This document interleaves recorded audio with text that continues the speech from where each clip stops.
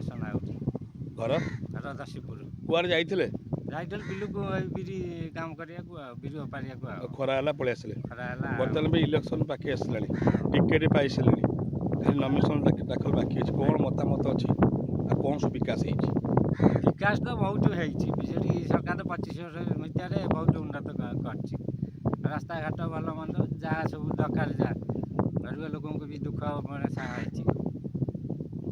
ଏବେ ମତାମତ କ'ଣ? ଏବେ ମତାମତ ତ ବିଜେଡ଼ି ଦଳ ଆଉ ଥରେ ଆସିବା ନବୀନ ସରକାର ଆଉ ଥରେ ଆସିବା ଦରକାର। ବିଜୟ ସରକାର ଚାହୁଁଛନ୍ତି ଏବେ ହଁ। କ'ଣ ଏମିତି ଭଲ କାମ ଏମିତି କରିଛନ୍ତି ଭଲ ପାଇଛନ୍ତି? ବହୁତ ଭଲ। ଆମେ ତ ସିଆଡ଼ୁ 20-25 ବର୍ଷ ହେଲା 20-25 ବର୍ଷ ହେଲା ଆମେ ବିଜେଡ଼ି ଦଳକୁ ଭଲ ପାଇଛୁ। ସିଆଡ଼େ ବିଜେଡ଼ି ଦଳରେ ଅଛୁ।